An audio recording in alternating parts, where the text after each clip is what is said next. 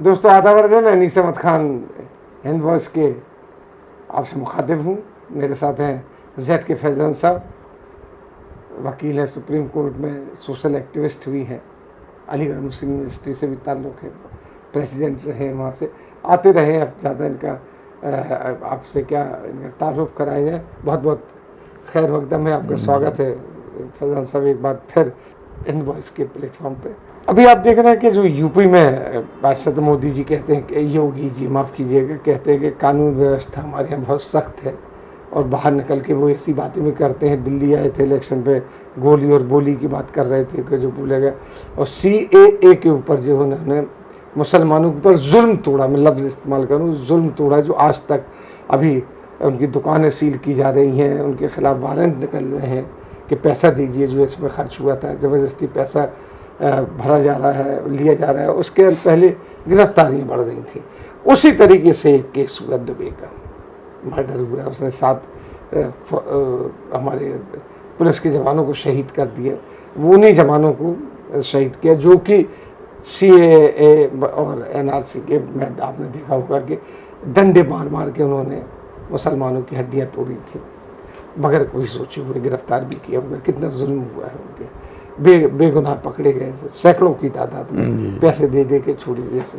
तो इतना वो कहते हैं कि हमारे यहाँ कानून व्यवस्था बहुत अच्छी है, अपने दिन भी मनाते हैं, और मोदी जी भी कहते हैं कि देश को आगे बढ़ा रहे हैं, सारा कुछ कर रहे हैं। तो आप इसको पूरे को कैसे देखते हैं, हमें एक लाइन में बताइए कि एक तरफ तो एक मतलब मुसलमानों के साथ खास जुल्म, उस बात के ऊपर जो अपने हक की लड़ाई वो लड़ रहे थे, उसके ऊपर एक वो जो क्रिमिनल था, आदि क्रिमिनल जो जमानत पर छूटा हुआ था, मर्डर था, सैकड़ों की तादाद पर उसके ऊपर केसेस थे जो रिकॉर्ड में, वैसे भी वो पुलिस वालों को मर्डर कर देता है और स्कॉट फ्री हो जाता है, आज तक गिरफ्तार नहीं होता। जबकि आपको मालूम होना चाहिए कि यूपी में इतनी सख्ती है कि एक डिस्ट्रिक्ट से दूसरे डिस्ट्रिक्ट में जाने के लिए वहाँ सख्त बैरिकेड वगैरह से पार करना पड़ता है। अभी भी चल रहा है, 7 साढ़े 7 बजे के बाद कोई निकल नहीं सकता।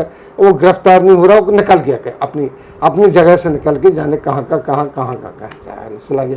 बड़ी अफवाहें हैं कि वो नेपाल क्रॉस कर गया है, ये तक कहा जा रहा है। नहीं, वो कहा गया। तो आप मुझे सिर्फ इसके बारे में नहीं, आप ये बताइए कि ये दो रुखी पहलू कैसे, एक क्रिमिनल को तो छोड़ा जा रहा है, क्रिमिनल को किसी तरीके से मतलब, और एक बात आप देखिए कि एक मुसलमान अपने हक की लड़ाई लड़ रहे हैं तो उनके ऊपर अभी तक जुल्म तो ऐसा है जी कि मोदी जी हो या चाहे योगी जी, मोदी का मामला भी वैसे ही कुछ है, और योगी जी जो इतना बहुत ज़्यादा कि मैं बहुत सख्त हूँ फलाने का, उनकी सारी सख्ती जो है वो मुसलमानों के ताल्लुक़ से है।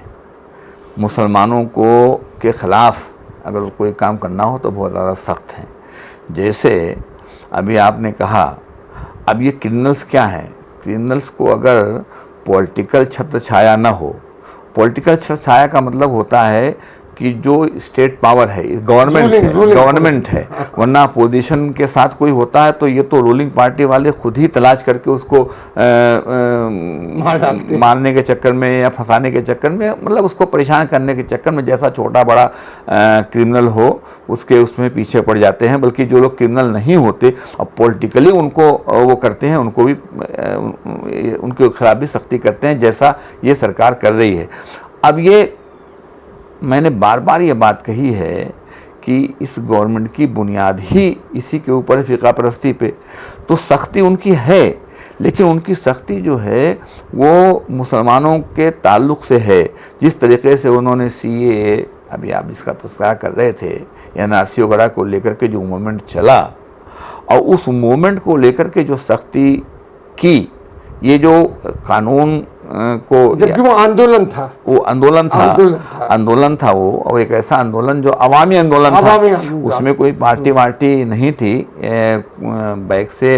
तो तो जाहिर चीज़ है जो कोई सपोर्ट करता हो, लेकिन वाक़या ये है कि वो मूवमेंट किसी पार्टी ने नहीं खड़ा किया था, वो एक अवामी मूवमेंट था और अवामी मूवमेंट कॉन्स्टिट्यूशन को बचाने के लिए खड़ा हो गया था, लेकर के एनआरसी और सीए वगैरह को लेकर के चला था। उसमें बेसिकली तो सीए से पहले तो आसाम के लोग वो इफेक्ट हो रहे थे, उसके बाद पूरे मुल्क में जब करने की बात की जाए थी उससे हम मुतासिर हो रहे थे। हम इसलिए मुतासिर हो रहे थे कि आपने मजहब की बुनियाद पर हमको अलग कर दिया, सबको एक तरफ किया। अगर उसमें आप अक़लियत का लफ्ज़ इस्तेमाल करते तो शायद वो बात ना होती, लेकिन सीधी जब आपने कहा कि सबको दी जाएगी शरीयत, मुसलमानों को नहीं, तो हमको अलग कर दिया आपने। तो मूवमेंट चला, हम उसमें, चूँकि मुसलमान उसमें पेश था इसमें, क्योंकि आपने उसको एकदम अलग कर दिया था। मूवमेंट तो सेकुलर मूवमेंट था, दूसरों की हमारे जो वो तमाम हजरात जो हिंदुस्तान के कॉन्स्टिट्यूशन पे यकीन रखते हैं, सेकुलरिज्म पे यकीन रखते हैं, वो तमाम लोग उस लड़ाई को लड़ रहे थे, लेकिन हम उसमें पेश थे। इसलिए हमारा मसला यूँ हो गया था ज़ाती तौर पर कि हमको उन्होंने एक कह करके सिंगल आउट कर दिया था कि मुस्लिम्स को हम नहीं करेंगे। हालांकि ये कॉन्स्टिट्यूशन के खिलाफ है, मामला सुप्रीम कोर्ट में है, यहाँ है वहाँ है, यूपी के नहीं मैं उसी पा रहा हूँ।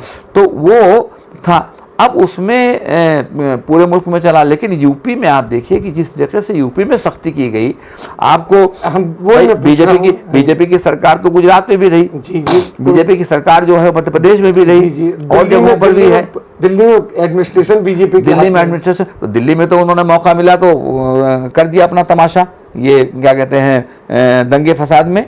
हाँ, वो एक अलग बात, वो एक अलग बात है, लेकिन गवर्नमेंट सच ये सरकारी गुंडागर्दी टोटली जो है वो यूपी के अंदर हो रही थी। सरकारी यूपी के अंदर उनको मौका मिला, समझा आपने, अपना भगवाधारी जो मतलब रंग है दिखाने का, उनको अपने आप को ज़्यादा कट्टर साबित करने का, अपने आप को ज़्यादा आरएसएस के जो नज़रिया है उसके इम्प्लीमेंट करने की तरफ अपने आप को दिखाने के लिए कि हम बड़ी मजबूती से कर रहे हैं, ये सब चीज़ों को लेकर के तो उन्होंने जो ये मूवमेंट चल रहा था उसको क्रश करने के लिए क्या नहीं किया। अब जब इन्होंने होर्डिंग्स लगा दी, अरे तो क्रिमिनल्स की नहीं, अब सवाल ये पैदा होता, क्रिमिनल की होर्डिंग नहीं लगाई, क्रिमिनल की और क्रिमिनल्स की जो दुबे है इसकी कहीं फोटो नहीं लगी, क्रिमिनल की छोड़ दीजिए और क्रिमिनल्स की कहीं लगाई होती, समझा आपने। क्या कहते हैं, मैंने खुद एक केस सुप्रीम कोर्ट में किया था अखंड प्रताप सिंह आजमगढ़ का, वो इस तरह के दुनिया भर के केसेस हैं, तो सब इनकी छत्र छाया में थे, परवरिश पा रहे थे, लेकिन उसका इनके जो मुखालफिन थे जिनसे इनको खतरा था उसको तो इन्होंने कहा कि हम सख्ती कर रहे हैं और इन्होंने सीन से हटाने का भी काम किया, वो सब चीज़ें। लेकिन जो इनके मतलब के लोग थे, जो इनसे रिलेटेड थे पॉलिटिकली, वो तमाम लोग इनकी छत्र छाया में अपना काम कर रहे थे। तो आप ये नहीं कर सकते थे कि आप क्रिमिनल्स को नोटिफाई करते कि ये क्रिमिनल हमारी लिस्ट में है। आपने किसको नोटिफाई किया? जो वहाँ पर दंगे और फसाद, जिसको कहना आपके बकौल, जो एक मोमेंट में थे, मोमेंट में उनका दंगा फसाद साबित नहीं हुआ। नहीं, मैं उसी पा रहा हूँ कि भाई मोमेंट केस से जुड़े हुए जब लोग थे, अब उसमें मुजाहरा कर रहे थे, वहाँ आग लग गई, कोई मिसक्रिएट्स आते हैं, कभी कभी दंगे फसाद कह रहा हूँ, जो मुजाहरे होते हैं उसमें मिसक्रिएट्स भेजे जाते हैं ताकि दो एक अपने उसमें पुलिस होती है, उसमें पुलिस होती है, साबित हुआ है, पुलिस होती है, उनके अपने वर्कर्स होते हैं कि तू जाकर के वहाँ ऐसा कुछ काम कर कि हंगामा हो जाए, ताकि उसके बहाने हमको काम करने का मौका मिले। तो इस तरह से भी काम किया जाता है। तो ये सब भी काम किए गए वहाँ पर।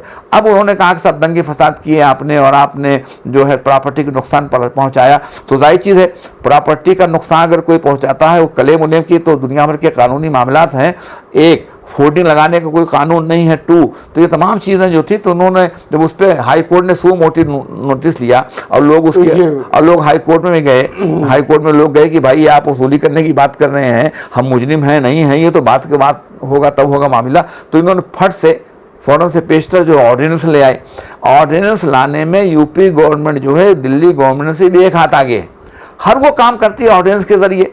अभी मैं उसमें एक अलग बहस होगी, वो तो अलग चीज़ है, लेकिन काउंसिल आर्टर जिससे 1955 का कानून था, उस पर अभी ऑर्डिनेंस लेकर के आए कि सज़ा जो है इतनी नहीं इतनी हो जाएगी, जुर्माना जो है 5 लाख हो जाएगा। नहीं, एक कानून था 1955 से। तो मैं ऑर्डिनेंस की बात कर रहा हूँ कि वो मैं तो सीधा एक बात जानना चाहता हूँ, तो ये जुल्म मुसलमानों के ऊपर क्यों किया जा रहा है? अब क्यों? अरे भाई ये सवाल तो कोई सवाल नहीं हुआ ना, ये तो अपना एजेंडा नाफिज कर रहे हैं, उनके खबीर में है, वो अपना एजेंडा नाफिज कर रहे हैं। उस एजेंडे के तहत वो हिंदू पोलराइजेशन एजेंडा नाफिज करने के लिए पावर में आए हैं, पावर में बने रहना चाहते हैं, और पावर में बने रहने के लिए उनको जाहिर चीज़ है वोट चाहिए। वोट के लिए उनको एक सर्टेन वोट को पोलराइज करना होगा। तो वो जो हिंदुस्तान एक सेकुलर मुल्क था और है और इंशाल्लाह रहेगा, ऐसा नहीं है, उसमें वो इस तरह के काम करके एक मखसूस मजहब के लोगों को कहना चाहिए उसको पोलराइज करना चाहते हैं ताकि वो वोट इनको मिल सके, इसलिए ये तमाम काम कर रहे हैं। समझा आपने? किन्नल के खिलाफ तो कर नहीं सकते। अब होता क्या है, अभी बीच में बात आ गई, समझा आपने, है तो इसी से मुताल्लिक, लेकिन थोड़ा सा कि भाई मीडिया है। आज अगर ये एक पुलिस वाला वहाँ पर मारा गया होता और वो क्रिमिनल कहिए वो कोई मुस्लिम रहा होता इत्तेफाक से, जिसने गोली चलाई है किया, जहाँ गए थे किसी को पकड़ने के लिए, और उसने इनकाउंटर में उसने एक मार दिया होता है, किसी पुलिस वाले, एक पुलिस वाला मर गया होता अगर वो मुस्लिम रहा होता, तो ये नेशनल ट्रायल इसका हो रहा होता, नेशनल मीडिया। लेकिन आज जो है वो नेशनल मीडिया एकदम खामोश बैठा हुआ, जैसे कोई कुछ हुआ ही नहीं। वो तो यूपी के अखबार वगैरह दे रहे हैं, थोड़ा मोड़ा खबरें यहाँ नेशनल मीडिया में आई हैं, कोई बहुत ज़्यादा नहीं, समझा आपने। जबकि इतना बड़ा वाक़या यह है जिसको अगर आप देखें कि पुलिस की मतलब क्रिमिनल हिस्ट्री जो है अगर आप देखें, उसमें इंडिविजुअल किसी ने इस तरीके से कोई क्रिमिनल पुलिस वाले को मारा हो इस बड़ी तादाद में, उसको छोड़ दीजिए आप, जो और भी तमाम चीज़ें हैं। इसको जल्दी जल्दी एक सवाल और कर लें। सारी सख्ती इनकी जो है वो सीए एनआरसी को लेकर के है। अब उसमें क्या हुआ, अब वो हाई कोर्ट में मैटर वगैरह पेंडिंग था, उन्होंने कोविड-19 का जब चक्कर चला तो उसमें बहुत सारी चीज़ें सब डिफर हो गई हैं, तो उसमें हेयरिंग वेयरिंग भी इस तरह से, तो उसमें कुछ, मैं पुलिस की कार्रवाई से वाकिफ नहीं हूँ, लेकिन मैंने अखबार में देखा उसमें डिफर कर दिया था।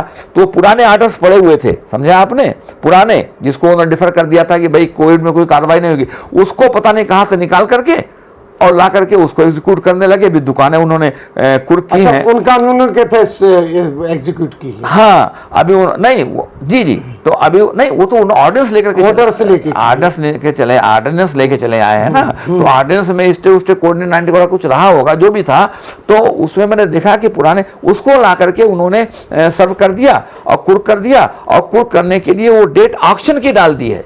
इतनी तेज काम कर रहे हैं भाई, और यहाँ कुछ नहीं कर रहे। एक सर्टेन प्रोसीजर होती है ना। जैसे अभी एक कानपुर वाला मैटर हुआ, आप जाके डिमोलिश करने लगे उसको। अगर पहली बात तो डिमोलिश करने का कोई मतलब नहीं है जब तक कि कोर्ट का आर्डर ना हो, और इस तरह से कोई कितना भी बड़ा क्रिमिनल हो, कुछ भी हो, कितना बड़ा वाकया हो, आप जाके किसी का मकान डिमोलिश करेंगे। और अगर इस तरह की कोई कानूनी कार्रवाई होती भी है, कानूनी कार्रवाई की बात कर रहा हूँ, तो उसमें पहले जाकर के जब वो छोड़ दीजिए, हम तो सिर्फ सीए और जिसमें जो आंदोलन कर रहे थे मुसलमान, जिन्होंने कोई नुकसान नहीं किया, जो साबित हो रहा, वो कोर्ट में गए, कोर्ट से उनको इसमें बरी कर दिया गया, लेकिन सरकार ने उनके ऊपर, यूपी सरकार ने ये सारी बंदिशें लगाई, उनकी कुर्की कराने की, ये सारी चीजें यूपी सरकार वो उसमें बात कर रहे हैं। बात कुछ नहीं है, बात को ताकत के नशे में चूर है। जहां कोई कानून साथ नहीं देता वहां ऑर्डिनेंस लाते हैं, इसलिए मैं बार बार कहता हूं कि ऑर्डिनेंस की बात कर रहा हूं। और ताकत के नशे में चूर है, मुसलमानों के खिलाफ कार्रवाई करने के लिए फ़ौरन से पेशतर हाजिर रहते हैं। जब भी अभी कुछ दिनों पहले जौनपुर के बरेठी गांव में हुआ, तो देखिए किस बुरी तरह से क्रैकडाउन किया। चीफ मिनिस्टर के ऑफिस से जा रहा है लिख करके कि साहब PRO लिख रहा है चीफ मिनिस्टर के बिहाफ पर कि साहब इन पे NSA लगाया जाए, इन पे जो है गैंगस्टर लगाए जाए। ये कोई तरीका है? सिकंदरपुर अम्मा का मामला आजमगढ़ में था, इस तरीके से न जाने कितने वाक़यात हैं, छोटे छोटे मामला में चीफ मिनिस्टर इन्वॉल्व हो जाता है, और मालूम है इतनी बड़ी चीजें हो रही हैं, कुछ नहीं, तो एक तरफा कार्रवाई हो रही है, कहने की बात हो रही है। बहुत बहुत शुक्रिया खान साहब, आपने बताया कि छोटे छोटे वाकयात अगर मुसलमानों के साथ का हो जाए, उसमें जरा भी गलती भी नहीं हो मुसलमानों की, उनको हाईलाइट कर, मैं बार बार इस बात कहता हूँ, उनके ऊपर ऑर्डिनेंस लाए जा रहे हैं जो ZK फैज़ल साहब। मैं एक बार दोहरा रहा हूँ कि योगी जी को चाहिए कि एक कम्युनल वायरस जो फैलाने की सियासत कर रहे हैं उसको बंद करके कुछ मुल्क अपने प्रदेश की तामीर तरक्की पर ध्यान दें, और इस तरह के गुंडागर्दी को रोकने पर ध्यान दें, वरना प्रदेश जो है वो तबाही के रास्ते पर बुरी तरह से गामजन है। बहुत बहुत शुक्रिया खान साहब आपका कि आपने बड़ी डिटेल हमारा चर्चा हुई इसके ऊपर कि मुसलमानों के लिए ऊपर कितने जुल्म हो रहे हैं। जो क्रिमिनल हैं वो अपने कोई कह रहा है कि नेपाल चले गए, कोई कह रहा है कि पाकिस्तान चले गए, कोई कहीं कह रहा है, कोई कहीं कह रहा है, खुलेआम घूम रहे हैं। खुलेआम नहीं घूम रहे होते तो ये गोलियां ना चलती पुलिस वालों को। इसी के साथ हम आपसे लेते हैं विदा, अगले अंक में फिर हाजिर होंगे, तब तक के लिए दीजिए हमें इजाज़त।